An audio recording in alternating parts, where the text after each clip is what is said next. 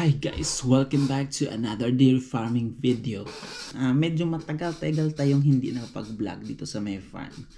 Kasi nga medyo natambakan tayo ng mga videos during our trip nung nandito yung mga parents natin. At the same time, wala masyado tayong time para mag-edit kasi busy talaga sa life. So in this video, try natin na makapag-vlog at ipakita sa inyo ang process kung ano yung tinatawag naming teat sealing or drying season, no? So this time of the year, dina-dry off natin yung mga baka. Tinitit seal natin yung mga didi ng mga baka. So i-inject siya ng drugs para maselyuhan yung didi at ma-prevent yung pagpasok ng dumi at ma-prevent din ang mastitis during the winter season, no, or during the dry off season. So well, try ko rin na makapag-vlog that time kasi alam ko medyo busy tayo niyan, no. Sana magkaroon tayo ng chance. So at the moment 5 AM, no, pasok natin is 5:20. So last batch na yan yung gagawin namin, and after that no more milking na, no. So samahan nyo ako. Try natin na makapag-vlog doon sa may shed mamaya. Before anything else, breakfast muna.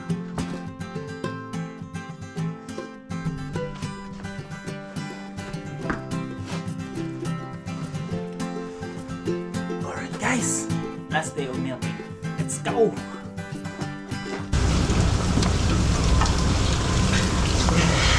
Guys, nag-start na tayo. So i-strip natin yung mga bata. Check na wala lang mastitis. Principal, check niya yung mga records. Strip the cows one by one. So check for mastitis. And then, hi Phil, morning. Mel. Bruh. Ayos na virus yung Mel. So si Phil, check niya yung mga records ng mga baka, kung sila ay merong history ng mastitis or mataas yung somatic cell count niya. Kapag mataas yung somatic cell count niya, ibang drugs yung gagamitin para sa kanila, iba yung teat seal na gagamitin.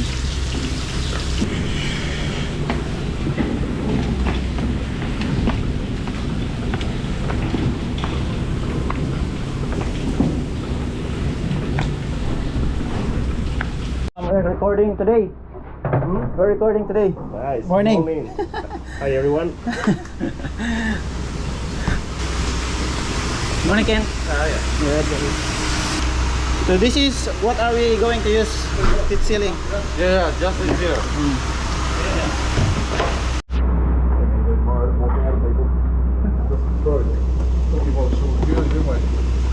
Phil, can you teach us how do you do it? Yeah. Good tight. Yeah. Want the inside clean. Yep. Get there. Put it just inside the teat canal. Yeah. That's it. Easy. Easy. Got to make sure it's clean. But this isn't drugs. This is just to seal up the end of the teat, so it doesn't get mud in over winter. So Why do we do this? So they don't get mud when they're carving. So they don't get mastitis. Thank you for that, Phil, for that information. Good.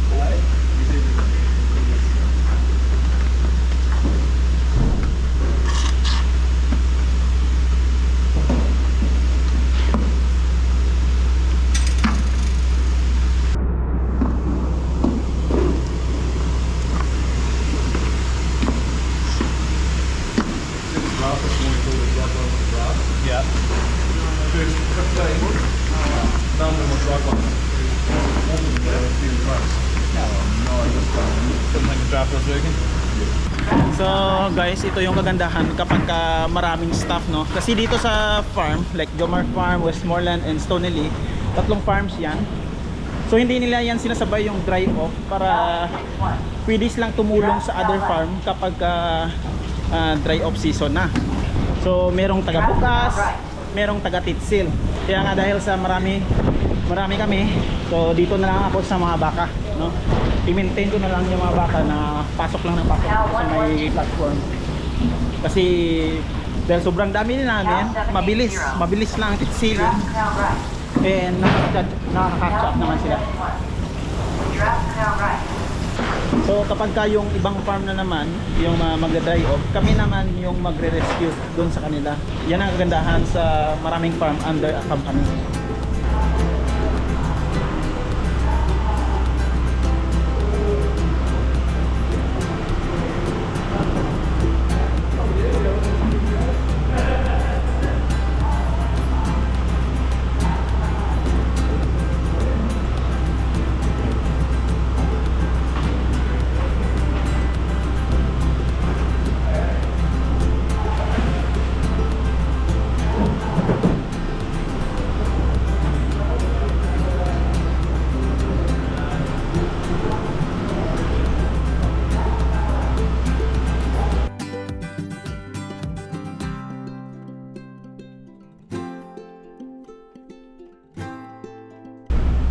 So this is our team. So many of us. Morning guys, morning. Morning. This is teamwork. So now we are doing the drugs. Heat seal. That is a different one from the heat seal. That is with drugs, and this one is heat seal. Just drugs. So these cows have high somatic cell count, or they have history of mastitis. That's why we are giving them another drug.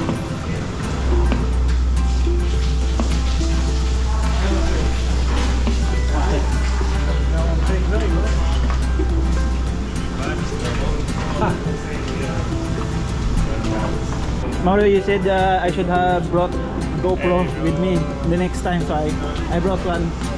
Your man, the best one. Yeah, subscribe. Yeah, yeah. I have one number one. Hi Marie, Hello. representing Ireland. Yay! Why we are giving this different drug? These ones are getting drugs, like you said before. Yeah. So they've got high somatic cell count, Yeah. or they've had mastitis, or they're a three titter. So they've only been milking 3 tits. So these get drugs, antibiotics, and then they get the teat seal as well. So what do you feel we are doing our last milking today? Good. No more milkings. Very good. Oh, good. Thanks, Bill. Alright. So yun guys, tapos na lahat-lahat. So ngayon, linis na tayong shed, then tapos na. Wala nang milking. Bukas gising tayo alas 7, alas 8.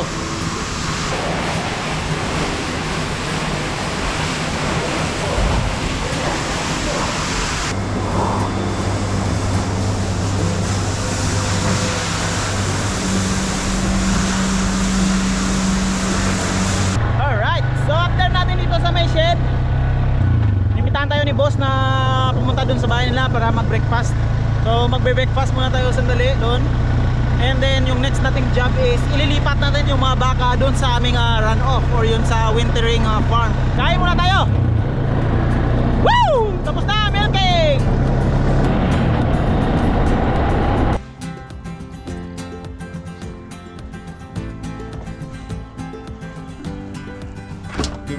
So breakfast tayo dito sa napaganda ng bahay. All good, Mauro?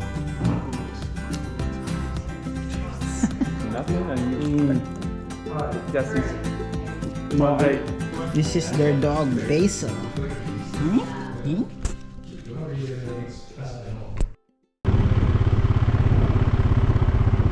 So, ito nga pala yung ikalawang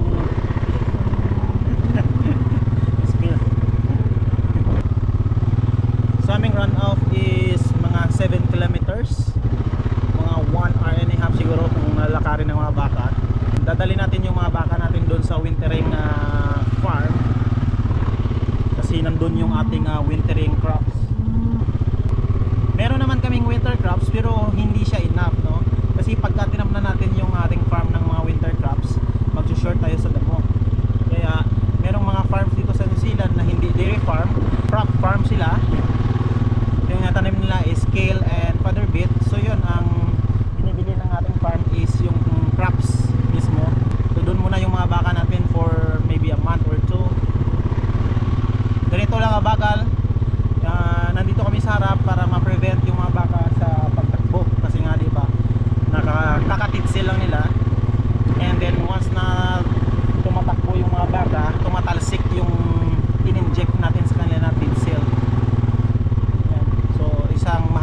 proseso ang pagtutulak ng baka papunta dun sa may runoff.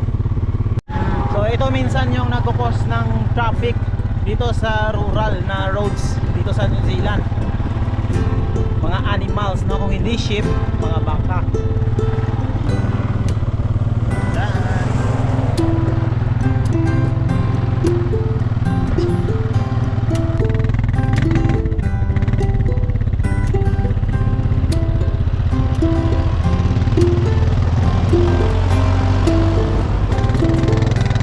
So ano ba ang nangyayari during dry off?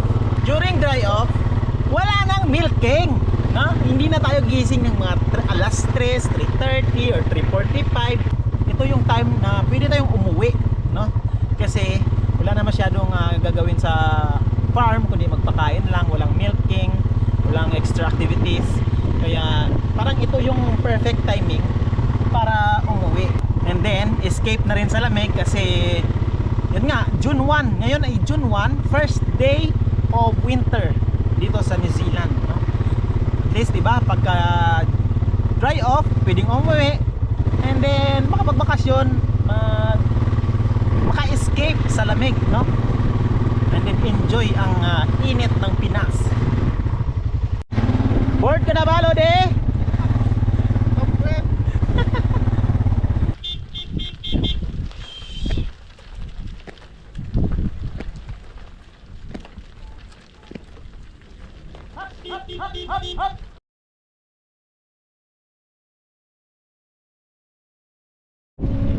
Welcome girls. Finally nakarating din. Bakasyon muna kayo dyan. Relax lang kayo, kain lang kayo. Hindi na tayo magme-milking. Alright guys, bonus clip. Kasi nga diba, end of season na ngayon. Wala nang milking. Part of the end of the season, yung mga bosses natin ay mag-treat na naman sa atin, no? Kakain na naman tayo, iinom na naman tayo. So part ng celebration yan kasi isang successful season na naman ang natapos, no? Pero this season medyo kakaiba. Magkakaroon yung ating mga farms ng Olympics, no? Yan, mag-games tayo ngayong araw na to kasama ang mga farmers ng Jomar Farms, Tonelli Farm and Westmoreland. So nagsimula pa yung games nila ng 2017. Tara guys, at samahan nyo kami na mag-i-enjoy tayo sa ating celebration dito sa may farm. Hello Maro! Simulan natin sa beer. Chill muna habang hinantay yung iba.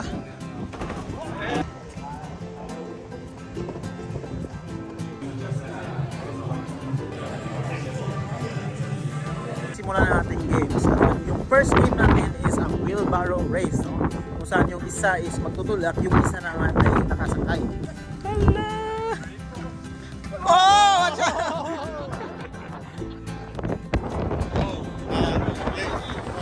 Yay!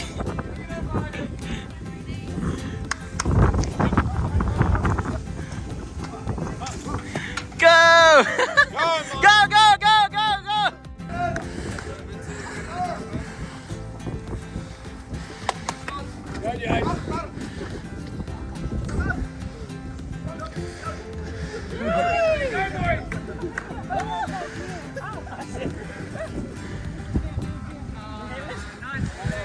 Nice. Well done, team.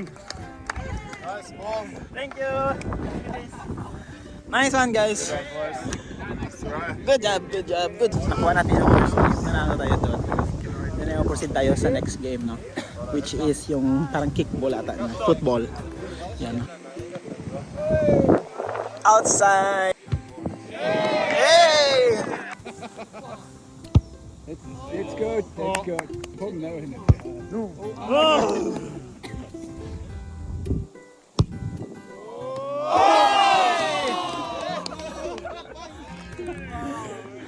I miss. Bumangga siya doon, no? Bumangga siya sa pole. Nice! Oh! Bet, ha? Okay lang?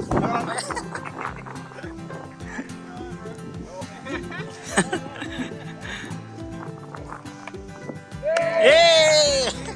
Ang next game natin is soccer. Isa ang kicker, yung kalaban ang maging keeper. Wow, nice.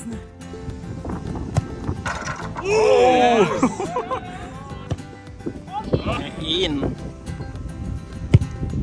Oh!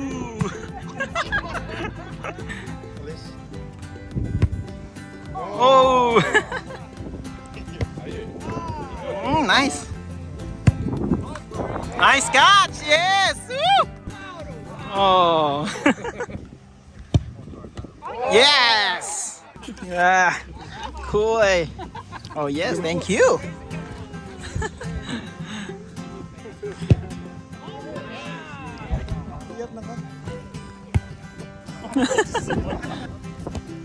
Ah.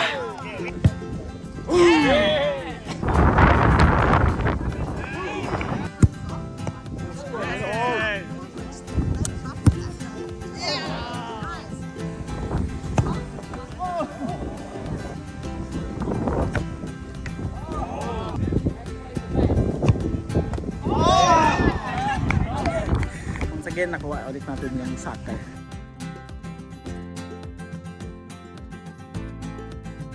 Alright, dinner is served. Let's go! Kain tayo. Hey! Yay!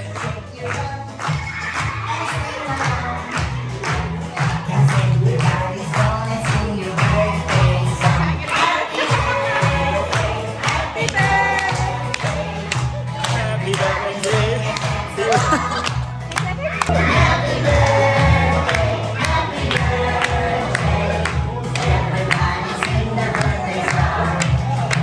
Happy birthday!